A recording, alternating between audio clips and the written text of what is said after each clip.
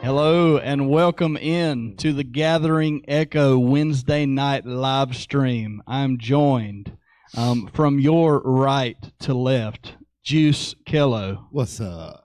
I am Alfred Moses. This is the Hawk and Lil B. You can go by Lil B. Lil B, otherwise known as Brent, the Brent Grigg. But we're glad to be with you tonight. We're glad you're with us. Sunday was awesome, all right, because Juice brought the gold. Wisdom's compass is what he talked about. Wisdom's compass, fool's gold versus foal's gold. And if you've been tracking along with philosophy, you're going to have a lot of fun tonight because we're going to title this one, Playing for Foal's Gold. Yes. And we're going to call it that because usually you hear the term digging for fool's gold. Right. And digging implies what? Work. But we're trying to shift our mindset from the work that we only see it as work, and we're going to start seeing it as play, right? One thing I took from Sunday was just the direction, the way you tied in the philosophy concept, especially when you use the word simple. Yeah. So simple. Why don't you give us that definition again? Simple comes from the word pathal or pathal. It's a Hebrew word, and it means to be open or roomy, or to make room. So with that first line, well, it's not first line, that fifth line in Proverbs 8 that reads, "O ye simple, understand wisdom." What it's saying is, be open to understand all of the knowledge that God has for you. What we found out later on in the story, later on in Proverbs 8, is that when you're told by wisdom that they will fill your treasures, that the word treasure there was translated or is translated to mean a storehouse. Mm-hmm. So where are you making room? You're making room within yourself, within your storehouse, for what? For the wisdom of God, for the powers, the miracles, the signs, the wonders, the greater works that Christ talked about. At least that's the way, when I was putting it together, when I was reading it and going back through it, that's the way I looked at it. Because the way I kind of juxtaposed the understanding of that text was to kind of open ourselves, to be roomy enough to make room for an idea that this is the feminine aspect of God that was echoed throughout many civilizations and given name to as Sophia and others within the pantheon of gods within other civilizations, from the Greeks and the Romans and so on and so forth. But Sophia was initially the initial understanding, the initial goddess that was attributed to this wisdom, and that was seen by the Gnostics in several different ways, as in the counterpart of Jesus Christ, as in there was a masculine and a feminine in the Messiah, the feminine being represented by Sophia, who would then be renowned as the mother of all creation, in Christ the Savior of all creation, one with the creator of all things. They're all together in one. But this feminine aspect of God, where you have the masculine, where God fights for you. He'll be there with you when you're facing your dragons, your monsters, your demons within yourself, your darkness. There with you with, a shield and buckler, to be there as this double-edged sword and give you the edge you need to overcome. But then the feminine, representative of wisdom, prepares you for all of the information, all of the things that you will gain, all of the treasure that's hoarded up by those monsters, those dragons, those demons within yourself, to fill those storehouses with those things. And the way we do that is by adjusting our sight. We go from human sight to spiritual vision, to divine vision, because human sight is only going to allow you to see things through a works-based lens. As we talked about, we're target-seeking creatures. There has to be a goal in mind.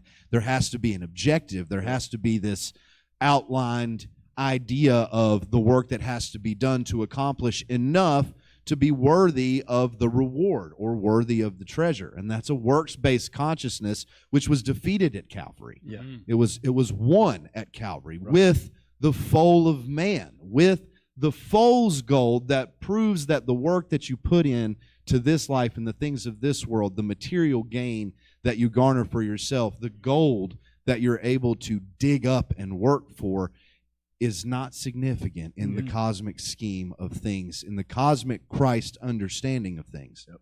It's not significant. It's fool's gold. It's of no value in the eternal sense. Whereas if you have spiritual vision, divine vision, you see what Christ did as revealing himself as the foal's gold, the real gold of value, the real gold of value that is each and every one of us, that's echoed in other stories and epics as a pearl of great price, for instance, which we've talked about. But that being the realization that you come to yourself and you realize that I am the treasure that I should be seeking for. And that's the greatest adventure of your lifetime. That's the most fun and joy you'll be able to have. And then, because now you're seeing with vision instead of just mere sight. Right. You've put yourself in the position to see everything that would be considered work or labor, because the baseline of existence is something like unbearable suffering. There's going to be tragedy. There's going to be suffering. There's going to be loss. There's going to be sacrifice.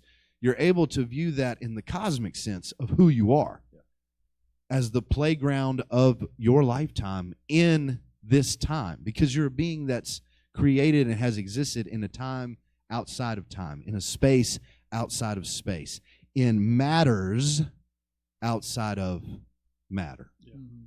And when you come to that understanding, you realize that there's so much more to this life than material gain. Right. It's the spiritual gain. It's, again, what so many great minds and so many great thinkers and theologians have come up with over the years. It's that quest for enlightenment, that illuminated sense of being. You get back to your origin. You get back to being a star. Right. You get back to what you really are. Yeah. And then the material world and the things of this world, you're able to leave behind, as Christ tells the rich young ruler to do. Yeah. Speaking of a rich young ruler, it was very reminiscent of me of Christmas Carol. Yes. And that's what I just kept on. I went this past week because you could get it for free on Audible, which I like. But it was Hugh Grant reading A Christmas Carol from like the actual 1800s version of Charles Dickens. And he gets, so the thing that, you know, watching the movies and all that stuff, they really pick up the imagery of it and hearing the words spoken from the book. And it's the way that he describes, the way Charles Dickens describes the first spirit that visits him. Well, for one, you've got Bob Marley, who's just as bad. They're just mirror images of each other, but they've both chained themselves up with fool's gold. And that's what he says when he meets Bob Marley that night on the anniversary of the 7-year anniversary of when he had died. And Bob Marley said, he asked him, well, what is this that's about your neck? And he said, these are the chains that I bore in life, and yours are much heavier if you don't listen to the three spirits that are going to visit you. And how the first spirit, the way that Charles Dickens describes him, is this child that had the face of a man, or it seemed like it was a grown man that had become old, or had become young. And so he was this short child that had a huge bright light on his head. But only the child could hold like a candle snuffer. You know, those little cone-like candle snuffer, or triangular-like candle snuffers. And he had these great, big, huge, strong arms that would drag the ground. So here's this child with the strength of a man, but in the body and everything else of a child with this gleaming bright light. And it's when he takes Scrooge to see the Christmases past, which, I mean, we could talk about that forever. But he takes him to see the Christmases of past, and he can't bear, for one, because the woman that he was in love with, that he was going to marry, breaks off the engagement because she said, I realized that, and this is at a party. A party's going on around him, and he's the only one not celebrating, because she says, you're going to always love money more than you love me. Mm-hmm. And by the time he sees her married with tons of children, and all the children from her family are at her house, which he points out, Charles Dickens points out, that this is a house where Scrooge would feel completely uncomfortable because there's so many children running around. Wow. And what he does is he takes the snuffer out of the hand of the Ghost of Christmas Past and tries to snuff out the light of the child. Oof. And while he keeps on pressing and pressing until the light eventually is snuffed out and he's in his bedroom again. Mm. And it's that's what it reminded me of, is that this whole chase for fool's gold, the pats on the back, that you hope turned into a promotion, or that you hope turned into another 5 or 10 grand a year.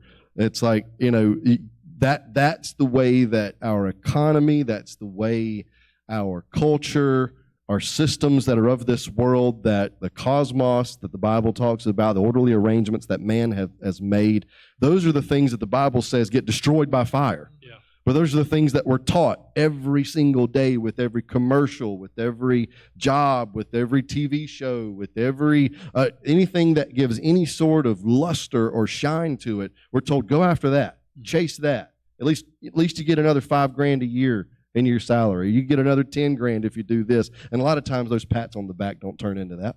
They just turn into pats on the back that help make somebody else a little bit more money than you. Mm-hmm. And it's just chasing this American dream, if you even want to call it that. It's a nightmare instead of a dream.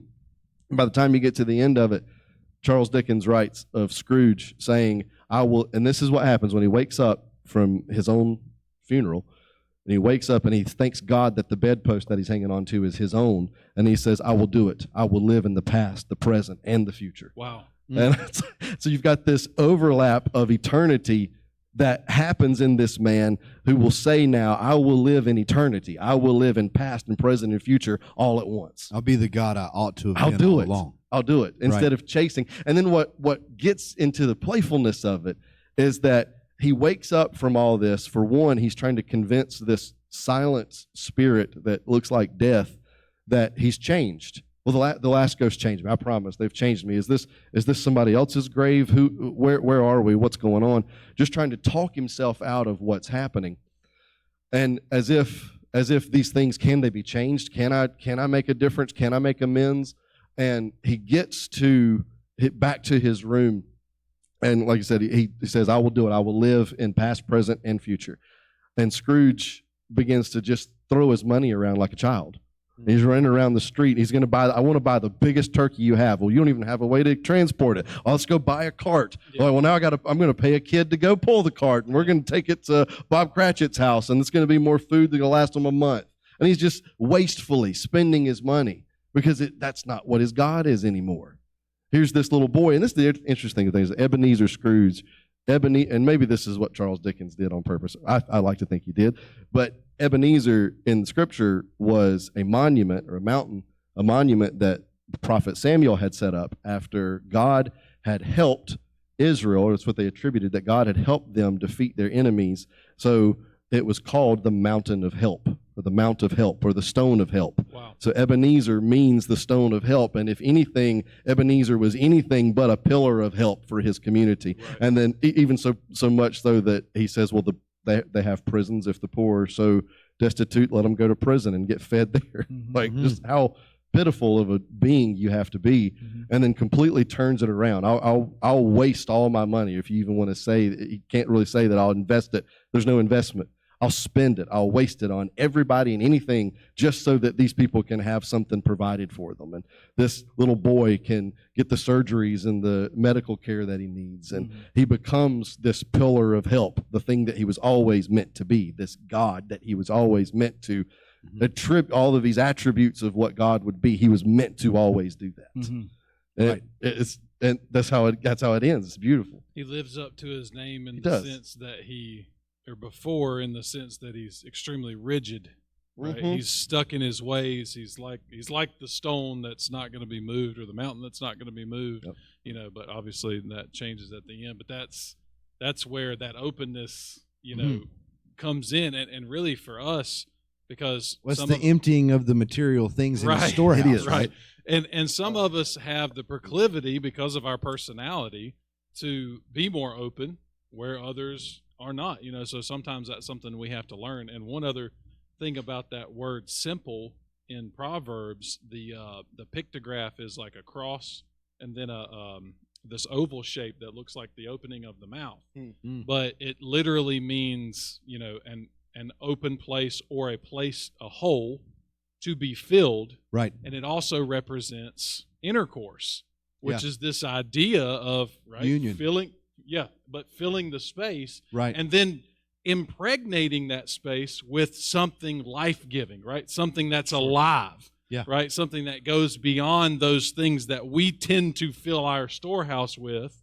We tend to fill our storehouse with things that don't matter, the things that are dead, the things that are, they're inanimate. We're filling it up with gold and silver and precious stones and, all these things or whatever from this material world, Right. Whether it's houses and shoes, and Right. cars and wives and husbands and whatever else, right? All these material things. I don't mean like your wife, or I don't mean your one spouse. I'm talking about multiple partners.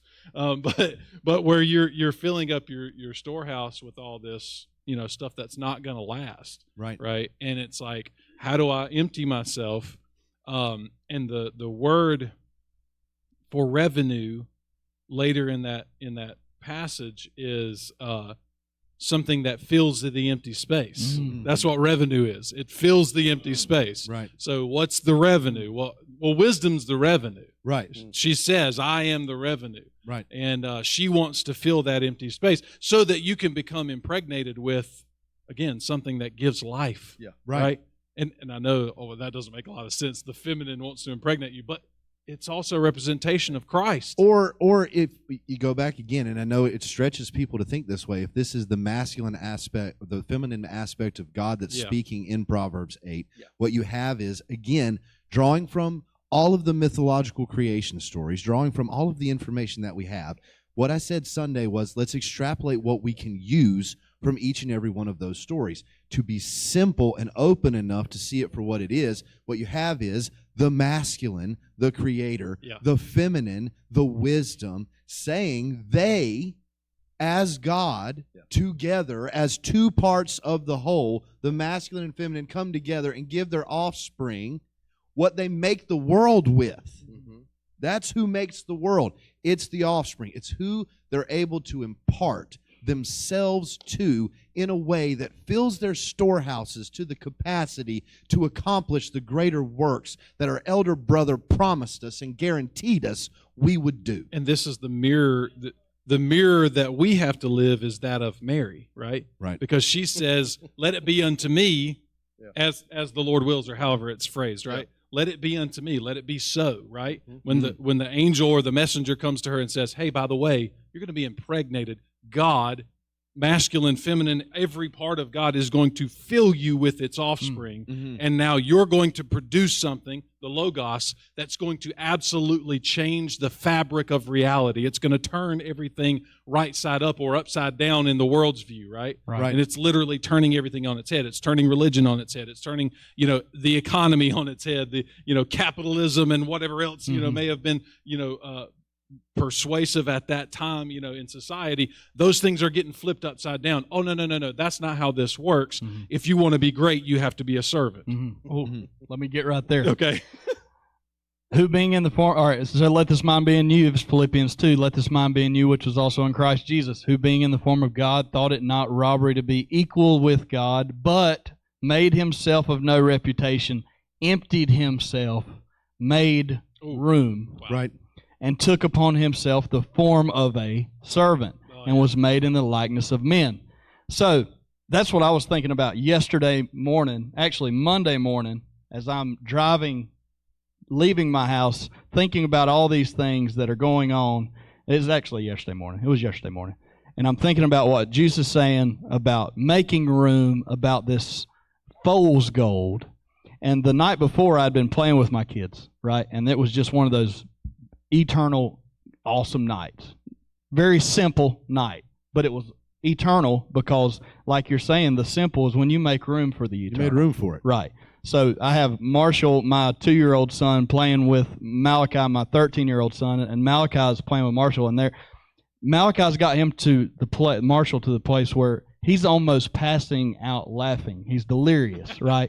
And it's just this little. And I told Juice yesterday, it was like Krishna. It was Krishna in my living room. Yeah. It was little Krishna in my living room. Yeah. And, it was like time had just stopped and all this was going on. And Malachi was in the moment. My older son was in the moment. He was playing with the God, he was playing with Krishna. And then my daughters were talking with me that night. And so yesterday morning, as I'm leaving, I had this thought in my spirit as I'm going down the road headed to work. I'm thinking, I'm leaving the gods today. I'm leaving the gods. And that just kept coming up in my mind, like, I'm leaving the gods, and I'm kind of dealing with this with Jesus, and all of a sudden I realize I'm making the proper sacrifice. Mm-hmm. And then my sacrifice to go leave the gods becomes play for me because I get to go back home to it. Mm-hmm.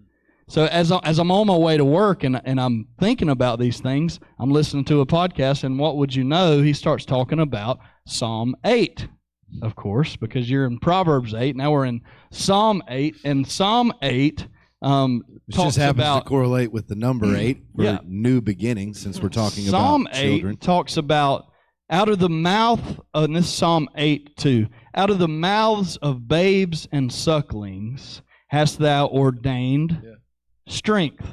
Okay? So let's check out the Passion Translation on that. You have built a stronghold by the songs of children. Strength rises up with the chorus of infants. Childlike worship will silence the madness of those that oppose you. How about the Message? Nursing infants gurgle choruses about you. Toddlers shout the songs that drown out enemy talk and silence atheist babble. But if you go to the King James, it says, out of the mouth of babes and sucklings, thou hast ordained strength. Problem, though, because in my mind, I'm thinking about that, and I'm like, I thought it was perfected praise. That's what I was about to say, yeah. So I started looking that up. Well, it was perfected praise because Jesus quoted it as perfected That's the one. praise. Wow. And do you know when Jesus quoted, out of the mouth of babes and sucklings, thou hast perfected praise, he quotes it right after he gets off the foal. Yeah. After the triumphant entry. Correct. Comes up to the temple, kicks out the money changers. Yep. Mm-hmm. Oh, check this out. Let's read it. Check this Let's out. read it. Check out what happens in the message. Check out Mr. Eugene says this in the Message translation. Here we go. Check this out. He says, Jesus went straight to the temple. This is right after he got off the foal, right? Right after he rides the foal that represents him, he goes to the temple, went straight to the temple, and threw out everyone who had set up shop, buying and selling. He kicked over the tables of loan sharks and the stalls of dove merchants. He quoted this text. Material goods. Material goods. Material Fool's gold. Fool's gold. My Yes. house was designated a house of prayer. You have made it a hangout for thieves. Listen to this. Now there was room Come on, somebody. for the blind and crippled to get in. Man, Oh, the storehouse got emptied of the material things that day. I like it. And look what immediately was filled in its place. Yeah. Immediately thereafter. Yeah. And that's the promise that we have. Keep going. That's so good. They came to Jesus and he healed them. When the religious leaders saw the outrageous things he was doing and heard all the children running and shouting through the temple, Hosanna to David's son, they were up in arms and took him to task. Do you hear what these children are saying? Jesus said, yes, I hear them. And haven't you read in God's word, from the mouths of children and babies, I'll furnish a place of praise. So, here's this beautiful, beautiful culmination of the story where Jesus is the foal, riding on the foal, coming to the temple where the loan sharks and the money changers had set up, representing the fool's gold. And the foal's gold had just arrived. So he makes room. He becomes, whoa, we've got way too complicated up in here. Right. So we need to make this simple. The simplest thing I know to do is get all these guys out of here. So you guys get out. When you got those guys out, you made room for all the things that should be taken first. The last shall be first, right? So then you have all the blind and all the sick and all the needy coming in, filling the place of who Anthropos wanted there. Because that's who you really want in your church. Or is it? Or is it? What is the Western church model? Find somebody that can make a bunch of money and keep you going? Or is it the biblical model? You bring in the poor. You bring in the destitute. You make a sanctuary for the broken. And that's what Jesus did at the temple. He brings in all those that were in need because now they have room. Okay? And then, out of all that, what really ticked off the scribes and the Pharisees was the kids. The kids are running around. Kids are running around playing, having a blast. Of course, they represent the gospel, the thing that Jesus represents. They are me. This is Krishna. This is what we talk about. Kids are running around shouting, Hosanna in the highest, Hosanna in the highest. Get these kids out of here, man. And they did the same things as the disciples did. Yeah. Would you please get the kids away? The grown-ups are trying to have a church service here. They're ruining our church service. Yeah. They're ruining our temple. And Jesus says, you have no idea what you're talking about, because out of the mouth of babes and sucklings, I have ordained a place of praise. Or even, and this is another thing we can get into. So Psalms says, I have ordained strength. Yeah. Out of the mouth of babes and sucklings, I've ordained strength. Right. Jesus quotes it, perfected praise. Right. How beautiful is it that we have a mistranslation that talks about, of course, here we go. Oh, yeah. In Psalm you got, out of the mouths of babes and suckling. Why? For the enemy. So you can, that's for strength. You've ordained strength so we can fight because we've got to weaponize this. And then people try and take that, the kingdom of God suffers violence, and the violent take it by force. And then we try to turn Jesus into this Rambo of sorts. And he's saying, no, the violent are going to take it by force. Or I came bringing a sword. That's the one you're going to use. Right. That's the one verse out of all the others. But that's what he did, though. Right. They were waiting on him to say, hey, go get me that stallion so I can ride it into Jerusalem. No, go get me the foal. Go get me the weak, the lame. Go get me the weakest, the smallest, the poorest. Get me the donkey and let me ride that in there. So that's what I took. After all that happened, I was just in another realm. So he's talking to me about this yesterday, and I'm like, all right. So he tickles my fancy because it's like, well, these are two verses that are supposed to be the same that aren't the same. Right. Why are they different? And like he was saying, you get into inerrancy. You get into some conversations about it. Like by the time that this is being quoted by Jesus, there could have been changes to the writing from the editors and the writers and the copyists from what they're actually getting in the scrolls that they have versus what the original translation of it was, and he's correcting the record, or perhaps he's correcting the record from choices that were made when it was originally written, and now that he's here and he's manifest in the flesh, he's setting the record straight for all time of what that verse should read, what it should mean. But when we got into looking at it, of course, you look at strength, and it does mean to be strong. It means to be this stronghold, to be this base of strength. But when you look at perfected praise, because, of course, I'm going to, because I want to know what the difference is, it comes from kartardizo, in the Greek, which means complete or thoroughly repaired. The way I like to read it is the figurative translation. It's thoroughly adjusted. Mm-hmm. And you have fit, you have mended, you have framed, you have put together. The way we would read that from the King James sense is fitly framed together. That's right. So this idea of perfected is this fitly framed together group of individuals. Yep. These children are perfecting praise. It's perfectly architected, perfectly designed. By design. Yes. By design. Right. They are meeting their life's design, which gets even better when we get to praise. But I want to keep breaking this down because this word comes from several derivative words, and by the time we get to the end of it, you're going to be like, we've talked about this before.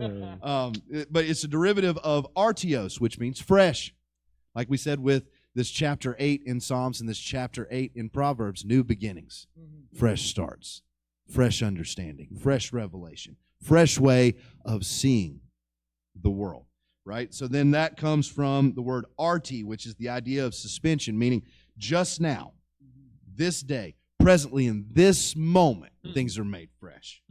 And that's a derivative of aero, or ahiro is how you would say it in the Greek, which means to lift, to take up or away, figuratively to raise up the voice or keep in suspense in the mind, to hold it closely in your thoughts. But specifically, it means to weigh anchor and sail away.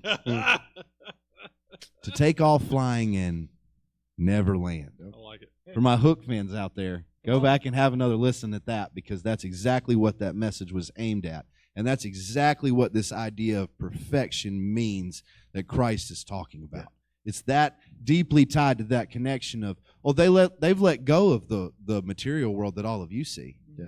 They let go of the boundaries and the strictures and the rules and the regulations, even in this temple. Well, I've ran most of that out. Right. What was dictating the pulse, what was dictating the vibe and the frequency and the mood and what was being taught in this place of worship, I've removed that. And now there's real freedom, and they're tapped into it. And so when you get to praise, of course, I'm like, okay, well, does praise just mean praise? Well, it does. That's one of the translations.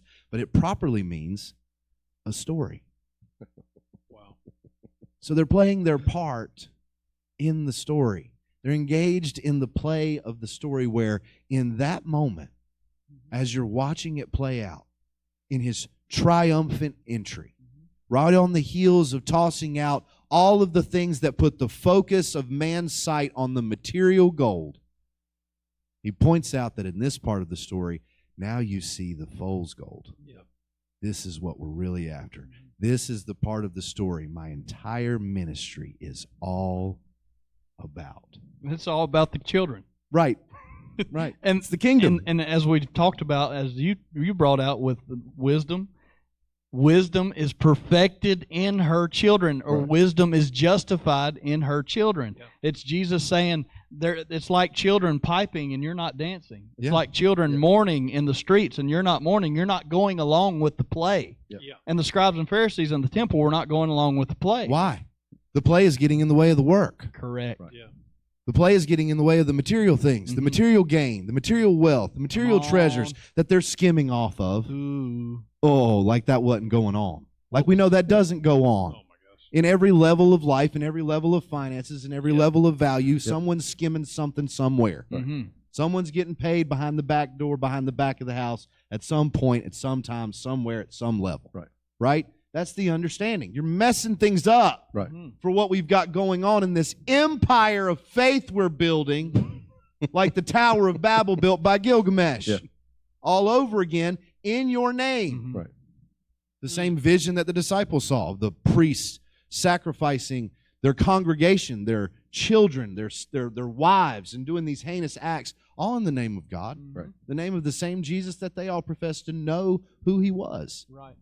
But if you don't get to know who he is, if you don't get to that place of vision, see, that was the other part of the message that we were talking about, and that's the part of the Christmas carol that each one of those visitations is revealing to him is there is a compass inside of you. If you will listen and tolerate this truth, it will reveal to you more of the compass that you are. And the more of the compass that's revealed to you, the more you'll realize you'll have direction, you'll have aim, you'll have guidance into who you're supposed to be. Proverbs 29:18 reads, when there is no vision, the people perish. But he that keepeth the law, which if you look up the etymology on that word, comes from the Hebrew word Torah, but that, which means a precept or a statute, it means law. It's the Pentateuch, the Decalogue. But if you look into where that word comes from, we get somewhere else. You get to Yara, which means properly to flow as water. That's the reason they picked it. Instead of mitzvah. Mitzvah is law or a ordinance. Instead of picking this is going to be the rule, it's going to be the flow. So that was the whole purpose, was to stay in the flow, because what this is leading us to. And so, all right, so think about this. When the scribes had written Genesis chapter 1 and 2 and 3, which chapters 1 through 11 are multiple stories mixed together. So Genesis 1, and it says, let there be light. Those are and let there be, let there be, let there be. So when God creates, it's in the verb form. For Hebrew, it's in the indicative sense, which means that it must or that it is surely going to happen, not that it might or could. In the indicative sense, it is let there be, and it was. So it's going to happen. But when God says later on, let us make man in our image, make is in the subjunctive form, which means that it's not complete. It's not perfect. So let us make man in our image, after our likeness. And so when you get fast forward a few thousand years to get to Paul, where he talks about, well, the first Adam was of the earth and earthy, but the last Adam was made a quickening spirit. And then you find out exactly that who was the real original. Now, to those that have, and this is what St. Maximus the Confessor said, to everybody that has everything before their eyes. they're able to see that Adam was not the first Adam. Right. He was just he was built after the prototype and kick-started something off that gets us going down a line until finally the perfect one arrives, who is revealing to us what it means to be human, which is what it means to be God. Because he was the one who could be within himself perfectly human and perfectly God, all in one being. And that's further where St. Maximus the Confessor takes it even further, as he talks about 5 arenas that have to have union. And he talks about the ethereal, the heavenly, the earthly, all these things, these 5 different arenas. But the other one is man, within man. Union within here. That's good. And part of the way that he describes union is letting go of all these things that require this, that, or the other. All these things that require action, that require money, that require substance. So when God creates in the subjunctive, let us make man, it's not completed, he's not perfect, we're on the way, we're on a journey, and we're getting to a person who is the perfection of who God is. And what John said in John chapter 1, nobody had ever seen God. Yeah. So you're telling me, Isaiah, so I saw the Lord high and lifted up, you didn't see God. Yep. Right. Ezekiel saw the wheel within a wheel and a beast with 4 different faces. You didn't see God.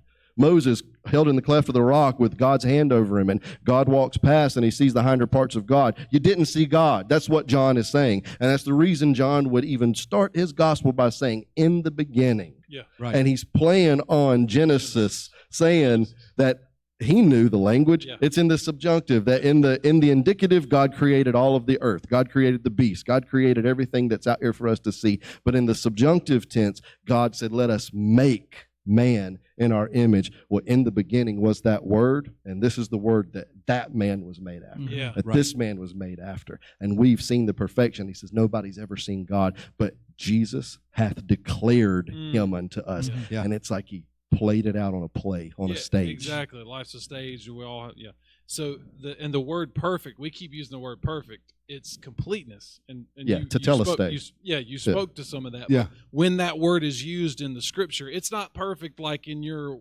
Western. It's not a material perfection. Yeah, in your Western Christian theology of perfect as like, this person has not broken any rules, blah, blah, blah, blah, blah. It has nothing to do with any of that. No. It's that he fulfilled, or he played his part in, or as it was designed, right, to be played. It's like, here's the script. He read every line and didn't miss a beat. Well, that's what I was gonna, because we get into that law description, like I was gonna, or the etymology behind the word law. When you get past the flow part, then you get into, well, no, it's perfect, because what does Christ do? Well, Christ is a demonstration of what it's like to really hit the mark for the purpose and meaning set forth in your life by design by God. He's also the image of the one who accomplishes all for man and becomes the very thing that points all of us in the right way. Right. To that point, when you look at the word law, when you look at the word Yahweh, like I said, when you get there, and you know that means to flow as water, it also means to lay or throw, but it means more specifically an arrow. You're shooting an arrow. Yeah. You're aiming at a target and you're loosing an arrow. It also means to point out, as if aiming at something. Yeah. So in this word comes the culmination of everything you just described in that discussion of what Christ is, which then further confirms from Proverbs 8 that it is us that's the compass. We are the star that's over the face of the deep that you begin to navigate things by. Yes.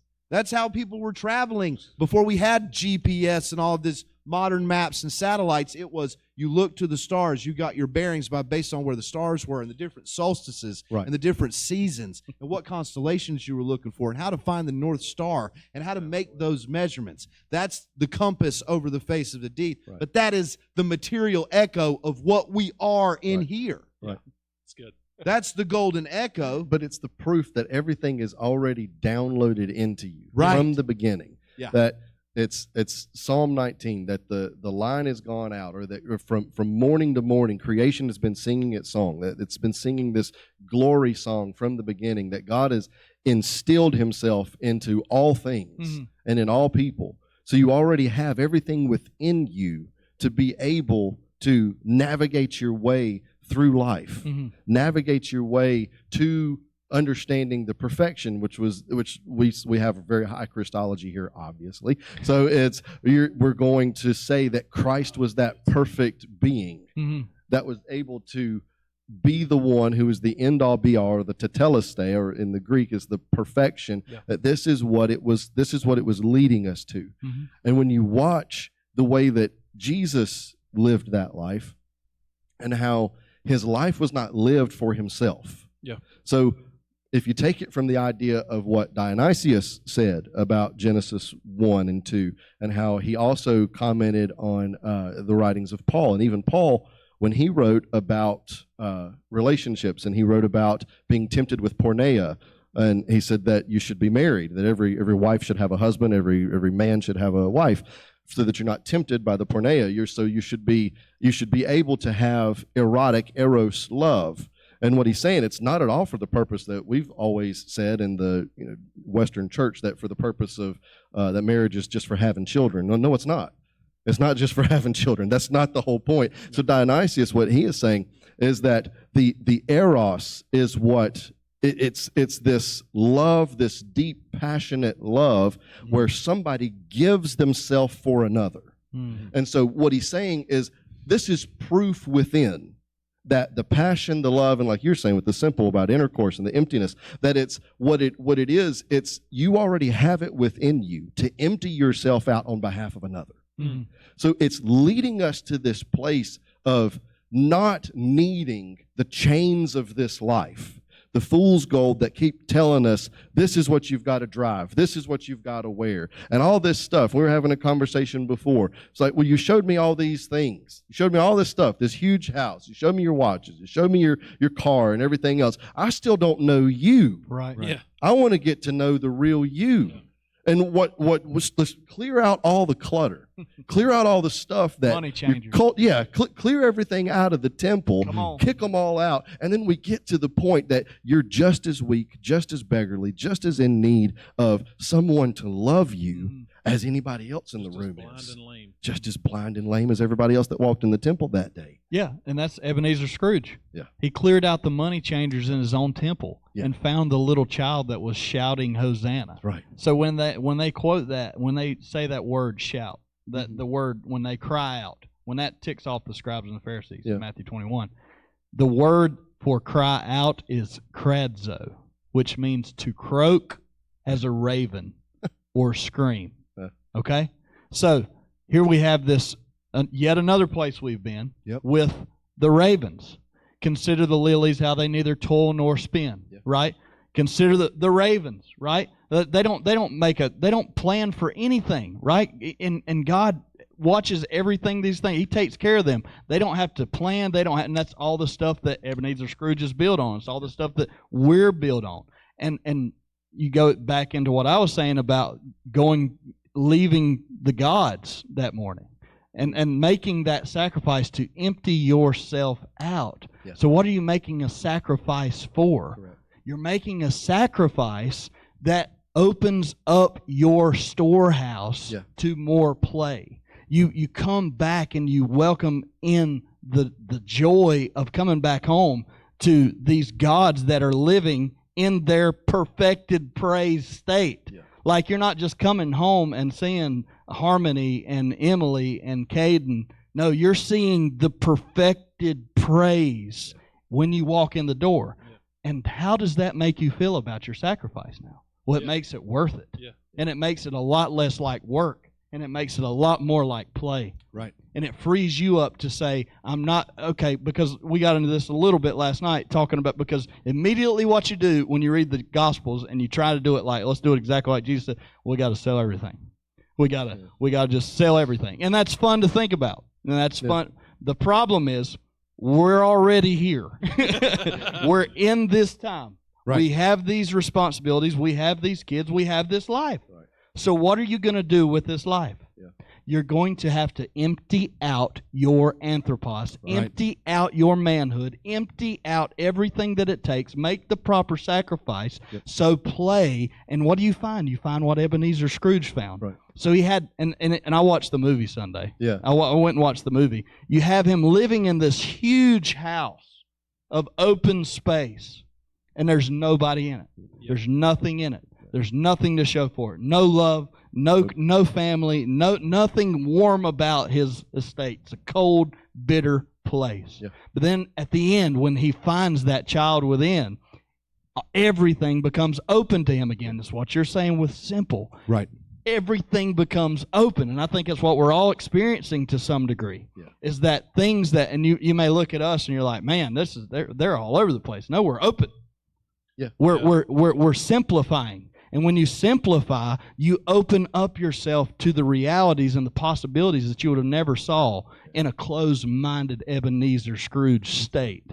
I mean, this gets down to the minute details of our life. Like, when we talk about this, I talk about this all the time, but it gets as crazy as this journal was given to me first of the year this year, right?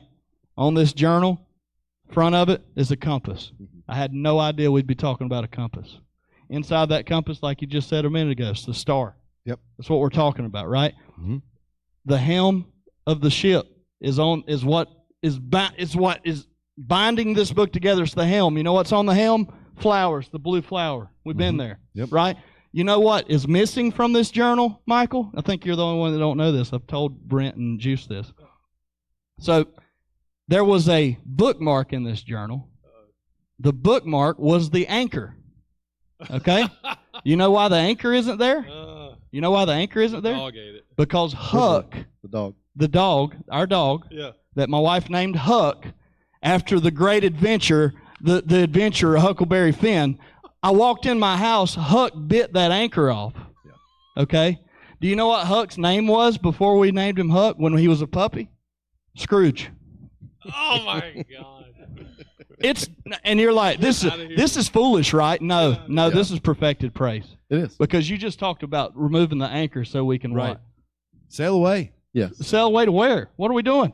Where are we going? Good question. Right. Good question. You don't know until you take the anchor up. Right. That's right. But that's where it took Christ. If you look at his life, that's what happened, is that he's not anchored to their way of doing things. Right. He's not anchored to the way that the Pharisees wanted him to behave. Mm-hmm. That's why they put him to death. Mm-hmm. Jesus, I'm sorry, please don't be disappointed. If you are, I'll try to help you later. But Jesus was not put to death to appease an angry God. Right. Penal substitutionary atonement theory. Thank you. Just that. It is a theory. Correct. And it is a false one that's been disproven numerous times. And if you need help with that, we will help you. But also with many of the other atonement theories, without understanding Yom Kippur in the way that it would be written by a Matthean scholar, or Matthew himself, whoever it was that wrote the book of Matthew. Understanding Yom Kippur, you understand atonement a little bit differently. But it's not that Jesus was there as this sacrifice that must be given so that you can go free. No, not at all. Jesus was put to death by the systems, the orderly arrangements of man. Yes. They are the ones that killed him because he would not toe the line. He wouldn't pull the company line. He wouldn't get in step with everybody else that's in charge. He wouldn't do what they told him to do. He had cut the anchor off, and his ship is sailing. This guy is somebody that the winds and waves obey him, and they're amazed by it. This is a guy that's walking on water. This is a guy that's healing the sick, and as he walks by people, he's moved with compassion. Why? Because there's something deeply embedded within him of his godness or his divinity that's causing him to be the change that he wanted to see within the world. Right. There's something that's deep within every single one of us, that when we are moved with compassion, it forces us to be something within the world that is divine, that it creates this response coming back to us from the world. Yeah. Can I read this statement from Gandhi? He said, it was shortened by many people to say, be the change you want to see in the world. But the full statement is, we but mirror the world. All the tendencies in the outer world are to be found in the world of our body. If we could change ourselves, the tendency in the world would change also. As a man changes his own nature, so does the attitude of the world change towards him. This is the divine mystery supreme. A wonderful thing it is, and the source of our happiness. We need not wait to see what others do. So stop waiting for the Pharisees to give you permission, because I'm telling you, they're not. They won't. Right. Instead, they're going to try and put you to death. So I would suggest doing what Jesus did and say, go and tell nobody about this. Go tell nobody that I've done this thing for you, that I've helped you in some way. Just go about doing good. Go about being a living sacrifice, the way that Paul talked about it. But that's what Jesus became. Yeah. Jesus became this sacrifice, not so that he could appease God and not so that he could replace us, but he willingly went to the cross to willingly succumb to their operation. Yeah. He would willingly give himself over to them killing him, because I don't fear the one. It's what Hebrews said. Don't fear the one who can just destroy your body, but respect the one who understands and knows your soul. Say, you guys can kill my body. You can destroy me. And in 3 days, I'll get back up, because I'm not worried about what you can do to my body. What I am worried about is the love that I'm able to express from this deep place within me. I'm able to shine this light and be the divine being that I've always been, that all of you should be mirrored after. And in the internal family systems theory in psychology, Dr. Schwartz, that is the child. That is the child, okay? So the child of you, that's the capital S self, is what he calls it. So it's the true self, or the capital S self. Now, when the child is harmed, the child is exiled, right? So it's sent into exile. And Christ comes, just like John writes his new Genesis, there's also this new Exodus that is happening. And the Exodus is from the tyranny of religion. And Christ is the new Moses who is leading us out of this tyranny and into the freedom of our true identity. And so even within yourself, like like you're saying, you stop waiting on someone else to take the action to stand up and say, let my son go, and you be the one who stands up and takes that action within yourself, so that you can lead a people out of their own tyranny, right? Because when you see people who are, it's like discipline and charity and things like that you see people do, right? It's contagious. Yeah. And so is this freedom, right? Scrooge. Yeah. It becomes contagious. Like, they want to follow. They want to follow suit. That is, and they may be scared and whatever else, but typically they're gonna go along with it, right? And the ones who don't, right? They'll stand back from a distance and admire, I guess. But regardless, it's this new Exodus, right? Yeah. It's the child who is Christ, right? The Son, the first begotten of the Father, who has come to deliver us. To deliver us again from this tyranny, especially the tyranny of religion, but the tyranny of yourself, all the things that you put on yourself, whatever those things are. John Mark McMillan's song says, "Save me from the tyranny of the familiar." Yeah.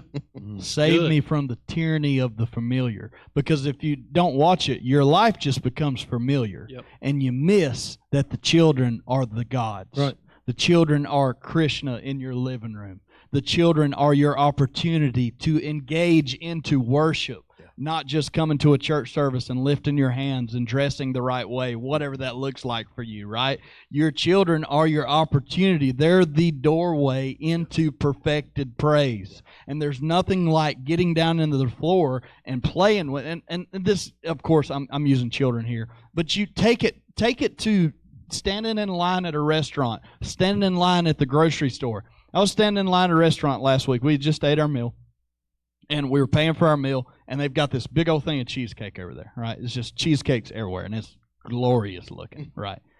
And we're going to get one, and we'd already picked out we're going to get a peach cobbler cheesecake. Phenomenal. It's phenomenal. Shundai. There's this lady comes up behind me. And I see her picking at the cheesecake, right? And I'm like, there ain't nothing but sin over there. You don't need to look over that way. I done got me one of them. But she was like agreeing with me. She's like, I was like, you want a piece of cheesecake? And she's like, no, don't you do it. I said, you know what? Give me 2 of them peach cobbler cheesecakes. And I bought her one, and I said, now you take it, because her husband had already went out and left her in there. He was going to go pull the car around. I said, and y'all go home and eat that peach cobbler cheesecake. And I walked out of there feeling like Scrooge at the end of the movie, right? Because that's like, I've never bought anybody a piece of pie at a restaurant before. You get a cheesecake. You get a cheesecake. You get a cheesecake. And you know how it felt? It felt like God. Yeah. It felt like this is what we're supposed to be doing. That's what Oprah does. This is it. This is buy everybody cheesecake. But that's loving wastefully. That's loving without any thought I'll never of getting see her it back. again. I'll never see her again. I'll never get this back. And then it's not like, oh, you know, I gave it and Lord will return it to me. It's like, no, that's not how that works either. But like, so, you know, but I'm You're missing the point. It's drastically missing the point, because there's no point of getting return. Mm-hmm. It's the point of constantly being a source. Mm-hmm. If I'm a source, then there's no sense and need of return. There's no return coming this direction. It's all flowing from this place. Say your thing about flow again. Flow versus what? You said that a minute ago. Oh, from the Torah to the mitzvah. Flow versus something else. The ordinance. There you go. The rules. Yeah, the rules. Yeah. But that's what Paul said, though. He said, why would you put yourself back under the ordinances? Mm-hmm. Why would you put yourself back under the dogma when you've been made in union with God? Mm-hmm. You're not just receiving from the source. You are connected to the source. You're the spigot. You're wide open. Just flow, baby. Because deep down you think that it still is you reap what you sow. Deep down you're still, I know we threw out penal substitution, but I still think if I don't go to church, this won't happen. Yeah. Or if I don't read my Bible, this won't happen. Or if I don't dress this way, this won't happen. Or this one, God won't bless this, God won't bless that. That system is gone. Well, that system is pagan, by the way. Right. That system is from ancient pagan myths where you're trying to appease the gods in some way. Right. So that Poseidon would give you a safe travel across the ocean, or that Zeus wouldn't strike you down with a lightning bolt. You had to offer certain things to appease them, and it's like what we've done is we've circumvented that, or we've superimposed that onto our Christianity to say that, well, if I don't dress this way, or if I don't pay this amount, or if I don't do this or do that, then it's okay, well, I guess I'm going to incur the anger of the gods, or we don't say the gods, or incur the anger of God that day. Just like what Josh said on Sunday, he said it's easy. It's easy to not go to the bar and have a beer. All these rules and stuff that you want to impose, dress codes, the way that you talk, all this other stuff, that stuff's easy. What's difficult is bearing the cross. Come on. Right. What's difficult is picking up your cross and doing the thing that Jesus did when he says, follow me. And what it does is it takes you to a place of death where you willingly go, you willingly lay down, and you have to willingly lay down the anthropos. Yeah. You have to willingly lay down your manhood. Yeah, Make yourself of no reputation. No It's reputation. that freedom of choice. Because if I'm just told what to do, that's a whole lot easier. Right? The freedom of choice is right. It's the road less traveled by. Yeah. Right. There's a book. It's Doorway to a Spiritual Awakening: Becoming Partakers of the Divine Transformational Wisdom, written by Theodore Nottingham. I'm not going to read a lot of it, but there's this quote that popped into mind. It's from he connects it to Matthew 7:14. It reads, "The road less traveled by is a modern parallel to the ancient mystical metaphor. The way is narrow that leads to life, and there are few who find it." Matthew 7:14. This less traveled, more difficult road is the living out of a spiritual life rather than a mere survival in our short passage through time. The less traveled road, or the mystic way, as others might call it, is therefore a process of sublimation, carrying the relationship of the self with the universe to higher levels than our ordinary states of awareness. But there is no selfish journey, for the mystic grows nearer the source of true life and participates in the creative energies of the divine. He or she is capable of greater unselfish activity to the point of unconditional love. wow. This is the journey of the one who chooses the road less traveled. And there are many who have witnessed to the fact that this harder road, this narrow way, is an inner journey leading to the infinite depths of our true self, crossing the threshold into becoming a conscious child of God, a child of the universe. What the world, man? That's awesome. So good. That's awesome. I say those things because there are times where even in our own context here in our own hometown where we have these ideas and we have these conversations and people are like, where'd that come from? Yeah. That's far out. That's way on out there, dude. That's put the tinfoil hat away for a little while and talk some sense to me. But just like we learned from Elijah, we're not alone. Mm-hmm. There are others. There are probably people more capable of discussing some of these things than we are that have tapped into this information. The beautiful thing is that our path, that narrow path that we've taken to get there, has led us to similar conclusions, which means we found God. Yeah. If we're getting to the same conclusion from a multiplicity of different ways, and God is what we believe God to be, then that's what we found. Yeah. We can begin to fasten those things together. We can begin to engineer the structure of our being the way it was designed to be fitly framed together, because we've made ourselves open to all the truth that's available, and we've found God that we can build the pillars of that structure with and sustain us. Not for us to live forever or make this flesh forever or immortal, but to sustain us, to give us the opportunity for those that come after us, the children, to have a greater and better starting point, to carry the message to a greater and further ending point than we were able to. But that's the whole point of journey. Who knows where we get? Right. Who knows how far we go? But that's what you said Sunday too. It's like it's not that you only live once. No, it's you only die once, and Right. once appointed unto man wants to die. And in Psalm it said that Christ in Psalms it gives the allusion to someone meeting the appointment for all mankind. Well, I would say that would be Christ. But at the same time, that Christ death is the same martyrdom that Ignatius talked about, where he says to the church in Rome, "Don't impede my coming martyrdom." He said, "Birth pangs are upon me. I'm about to be born anew, and I'm gonna enter into a new form of life, because this is that narrow journey, this path less traveled, that I hope the rest of you don't have to go this path, but for me, this is the path that I'm going to have to walk. So don't impede it. Don't stop it." And it's, if anything, what it does for those listening to him or those reading that letter in Rome, that the life that I'm living is leading me to a physical death. The life that you're living should also lead you to some form of death one way or another, where you lay down your life for your friends. Right. Can you... It's the greatest love. Yes. So it's not in you only live once. No, you only die once. But it's how are you living? How well are you living?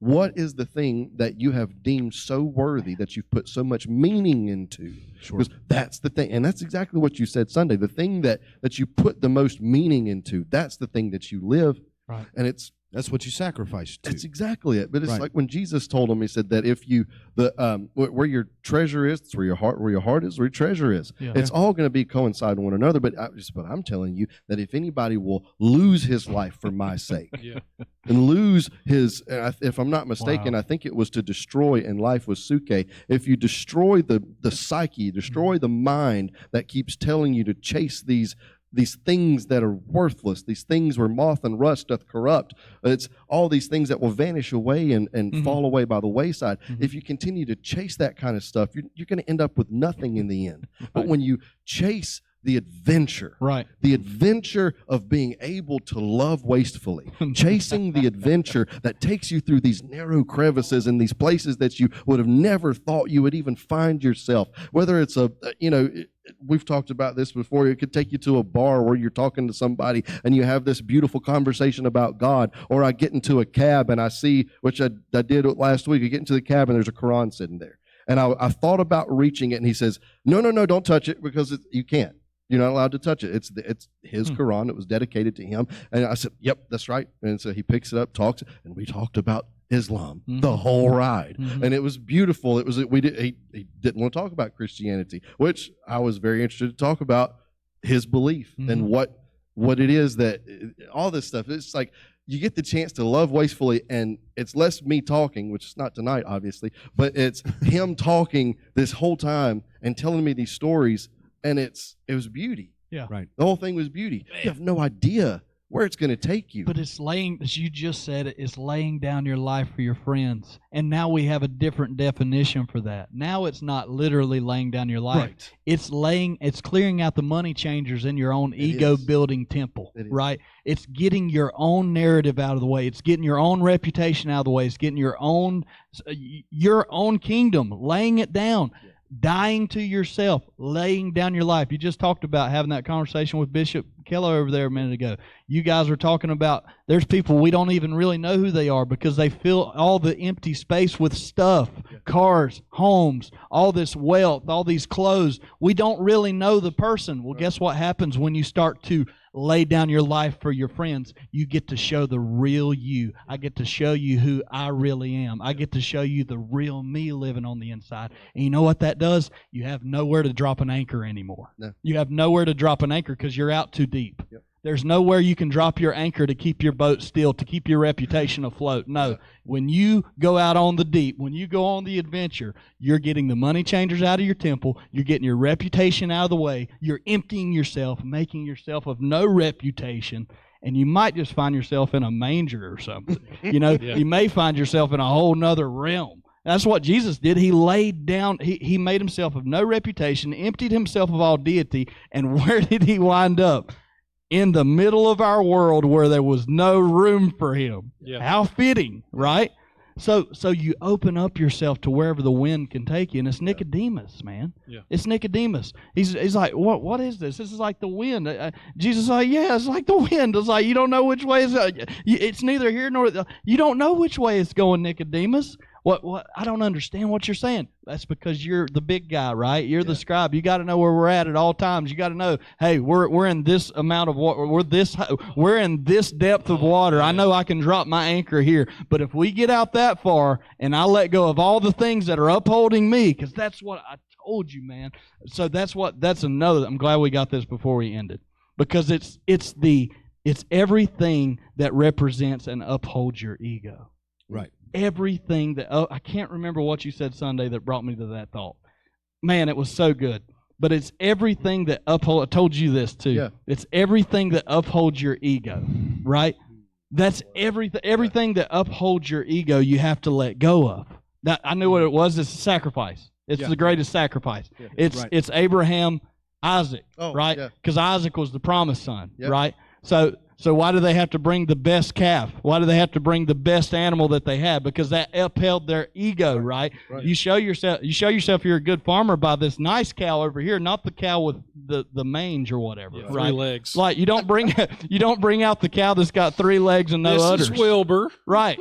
You don't sacrifice that cow. You have to sacrifice the thing that upholds your ego the most. Yeah. That's right. Well, so that's what I was going to say. When you start focusing on the things that you're supposed to be focusing on, which is, by the way, what you will sacrifice to or for, right? Because your focus, your aim, your goal, your purpose, that's all, and that's what we show with our eye by focal vision. The vision, the focal vision.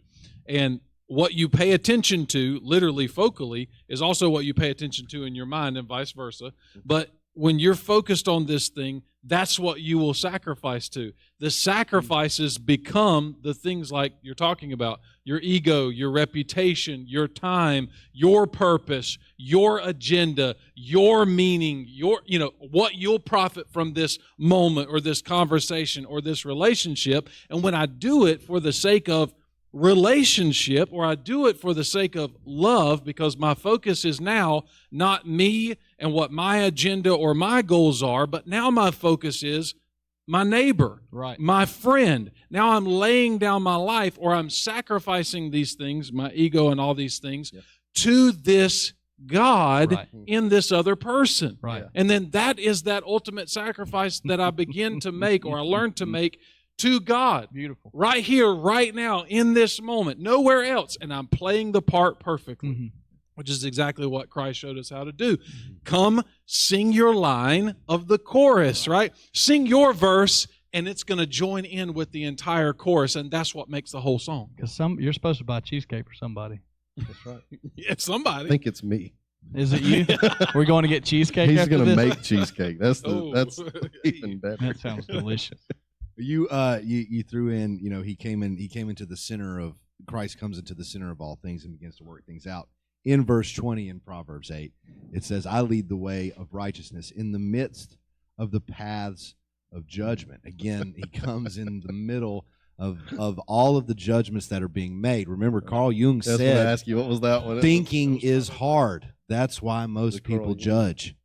It's Yeah. judgment over thinking. You're no longer thinking about why you're here, Yeah.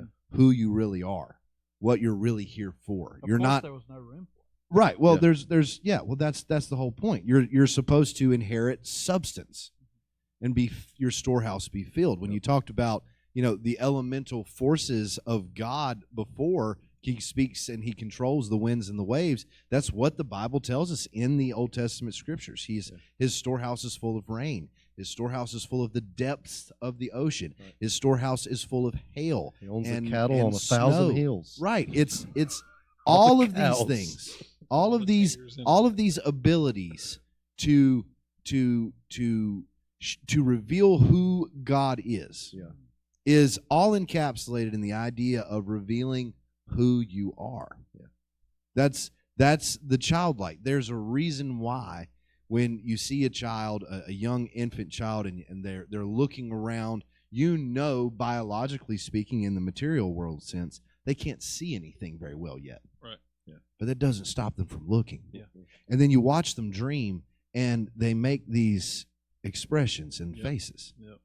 They're smiling. Sometimes they're giggling. Yep. What are they smiling and giggling about? Exactly. Very nice. Exactly. It's not like us where they've seen something funny and it's Yeah. been ingrained into their mind. That you have this focal vision, and then that's the way that your mind sees. But what the Bible says, if thine eye be made single, Yeah. if you would connect that divine vision, the third eye vision, the eye of your real being with your focal vision, you'd see the world as upside down, and you would work to put it right side up. Yeah. You would work to flip it up, and you're going to look upside down to everybody that doesn't see things clearly. Oh. It's that Yeah, it's that vision. Again, people perish for a lack of vision. They're not in the flow. Those children that were singing Hosanna to the Son of David were in the flow. Yeah. They were hitting the target. They were being part of the story that shows the foal's gold that he'd come to lay down his life for. So when we talk about there's no greater love than for a man to lay down his life for another.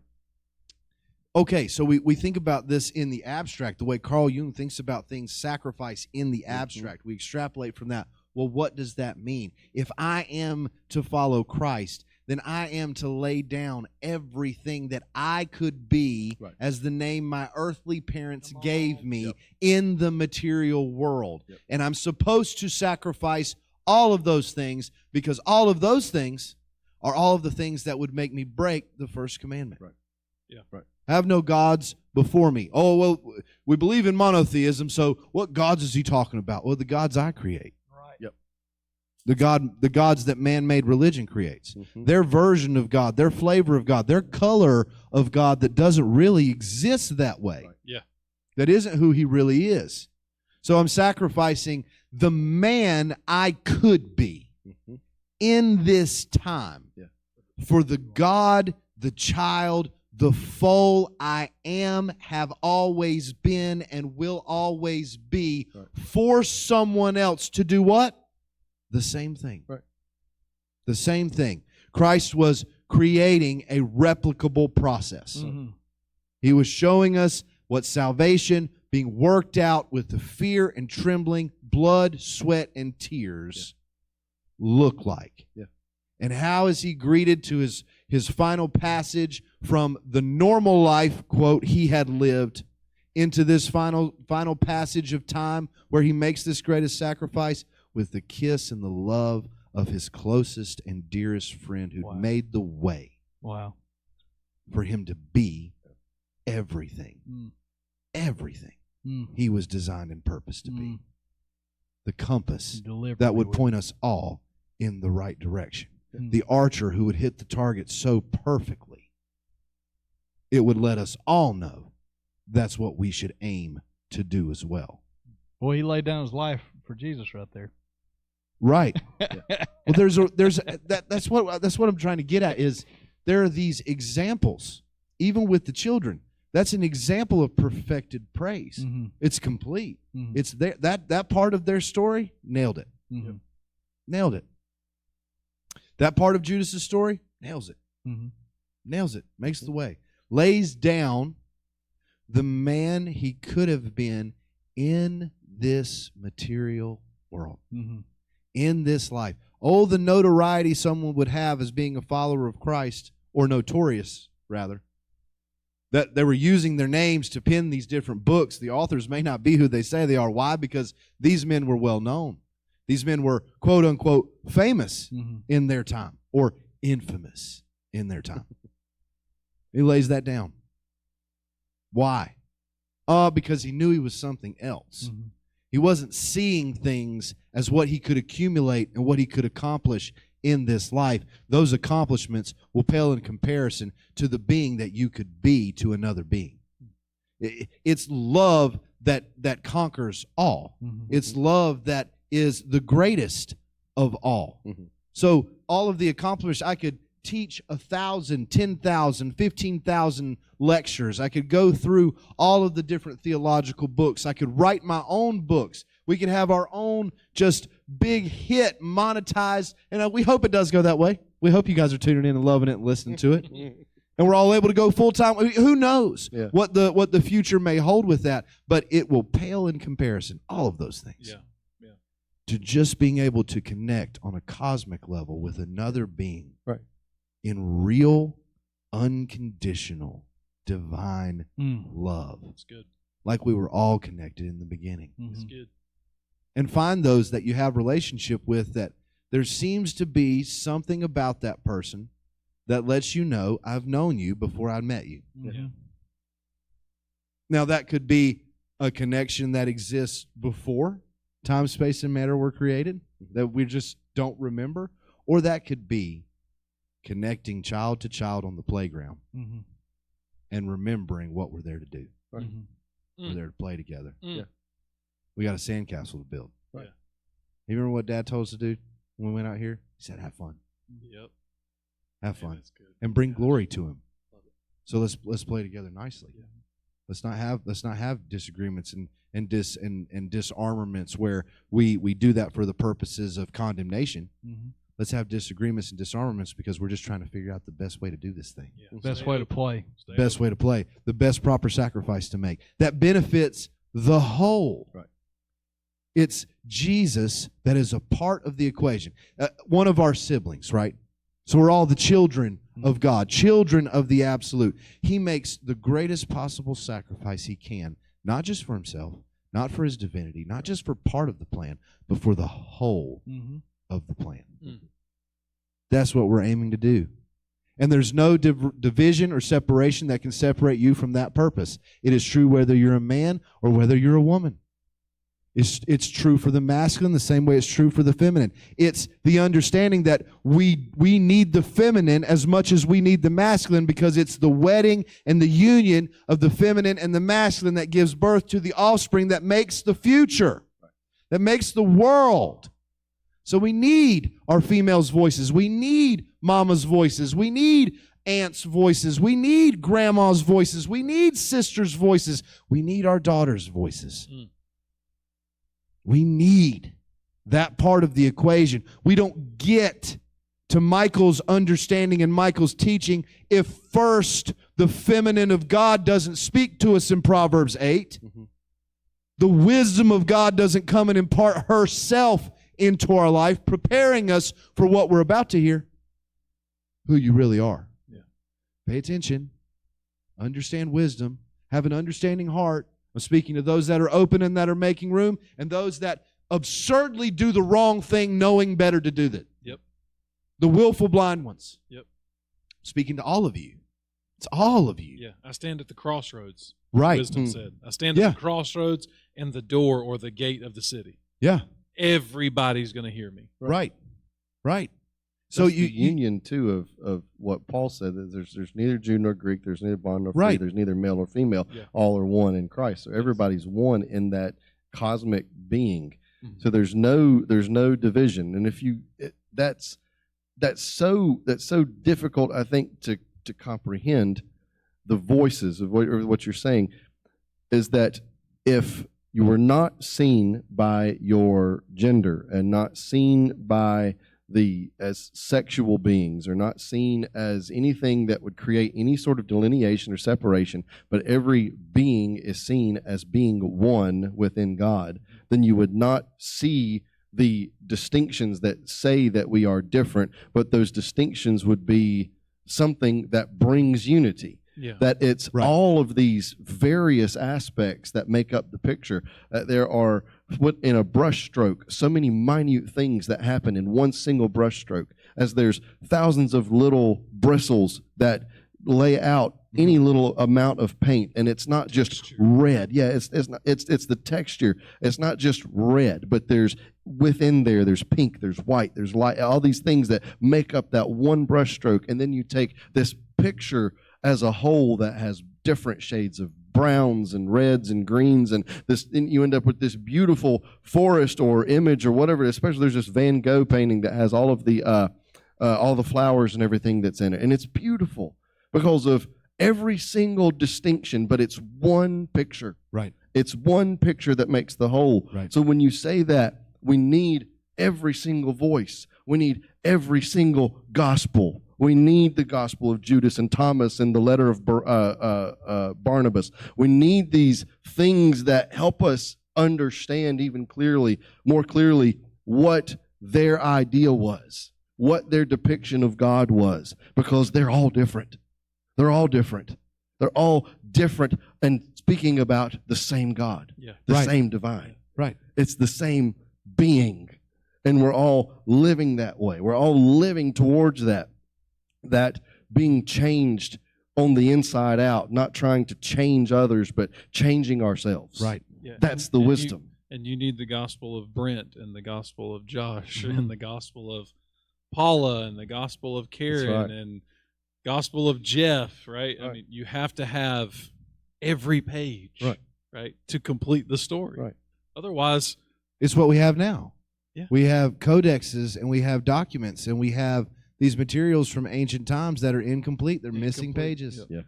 They're missing it's sections. not perfect. They're missing portions. It's imperfect, but it's close. They It gets us found- closer. They found more stuff for the Gospel of Mary recently. I know. I saw that. I haven't got to read any of it I yet. haven't I'm had super either. stoked about it. Mm-mm.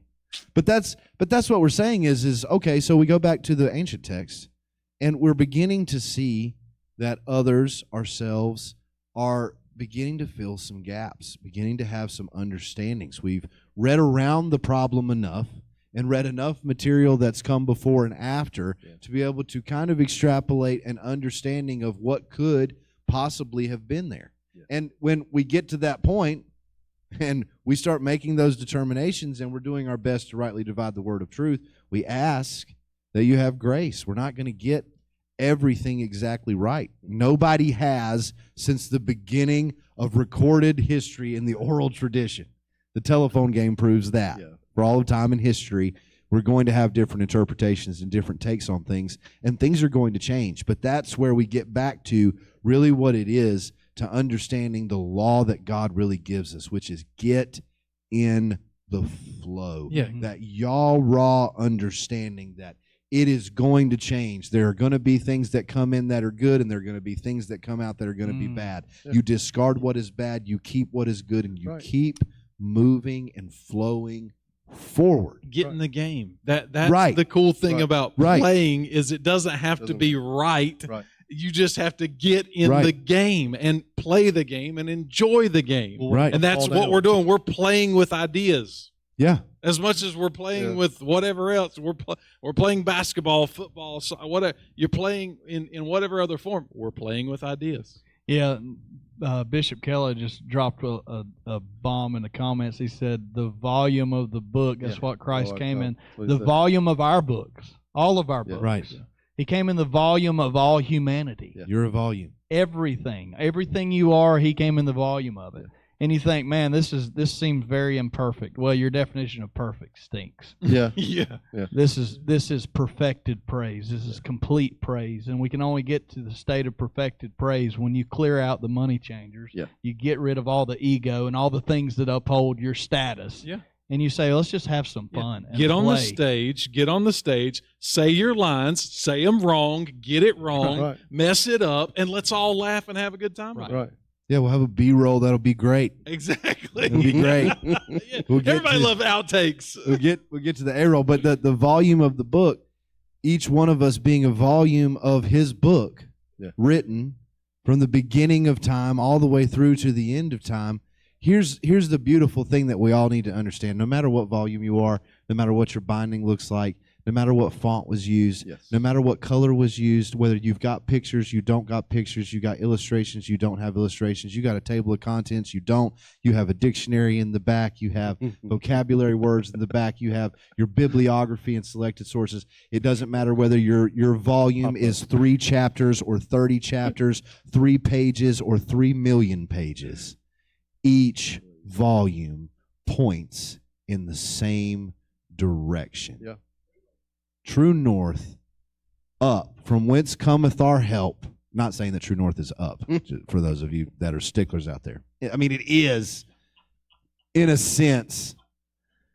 Anyway, but it all points us in the right direction. That is, there is a God, and he has a plan for each and every one of you, and he's written what that plan is on the tablet of your heart, and we want you to help you discover what that tablet reads, what that tablet says. Apply that in this time that we've been given to make the work into play. Reveal that you're not after fool's gold, because you know what that is. You understand wisdom, but you reveal that you are the fool's gold of great value to give to this world, and use that not to accumulate power, but to competently and unconditionally love others. Yeah, man. So I'm sailing away. Close it out. Set an open course for the Virgin Sea, because I've got to be free. Free to face the life that's ahead of me. On board, I'm the captain, so climb aboard. We'll search for tomorrow on every shore, and I'll try, oh Lord, I'll try to carry on. So come sail away with us this Sunday. This Sunday at 10 o'clock, 1508 or 1510. Either one, we'll get you in the right building. 1510 Hargrove Avenue, Gastonia, North Carolina. Come join us in person. Come perfect praise with us, right? So come and perfect praise. Join us in the live stream. Share the stream. We have a donation link in the comment stream down there. If you feel led to give to this voyage that we're on, give it, and we will use it to bring this message to the nations, right? So feel free to give, feel free to share this stream, feel free to tell your friends, and more importantly, right now, we want you to know that you're loved. Wherever you're at, whatever you're going through, whatever you're facing, you're not in it alone. Yeah. We love you. We're praying for you. You have a captain of your soul. You have the bishop of your souls watching over everything that's going on in your life right now, and he's right there with you, right there in the middle of the storm. He's with you. Don't fear. Do not fear. So, everybody out there, say it with us. I love him Love him. Because he first loved me. Y'all be blessed. Bless you.